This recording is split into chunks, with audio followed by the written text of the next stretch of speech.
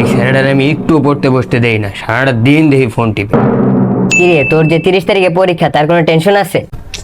খালি তো দেই খেলা দেখোস আর ফোন টিপোস। আমি তোরে পড়ার কথা কইলেই খালি কস কালকে পড়বো। তোর কি কালকে আর শেষ হইব না? আরে আমি বলছি তো কালকে থেকে পড়তে বসবো। এই তুই চুপ থাক বেয়াদব। এই আজকে ওর থেকে আজকে ফোনটা নিয়ে যাবা, আর ওর কাছে কোনো ফোন দেওয়া চলবে না পরীক্ষার আগে। তাহলে আমি পড়বো কেমনে? আম্মু তুমি কিছু কও না কেন? আমি কি কমু, কথা তো ঠিকই কইছে। আপনারা তোর গাল লাল করে হলো। তোর বই নাই, মোবাইল দিয়ে পড়বি। আম্মু আমি কি কমু, আজকে ভালো মতো ফোনটা দিয়ে এখন পড়তে ব। কিরে এখনো পড়তে বসলি না, আবার ফোনটা নিয়ে বসে।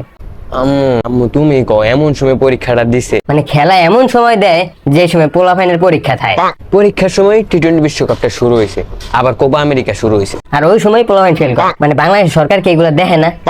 এই খেলাগুলা পরীক্ষার পর দিলে কি হয়?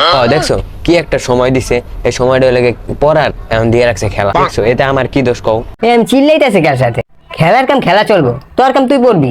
ওই যে এখন পড়তে বয়, যদি এই ফোন টিপতে তাহলে কিন্তু তোর খবর আছে। শালা আর এমন সময় পরীক্ষাটা ফলাইছে, মাত্র ইটটাও গেল না, এর মধ্যে আবার খেলা। এত কিছু না ভেব, এখন পড়তে বয়। ও রাহো পড়মু তো, আল্লাহ আর পড়মু কখন তাইলে?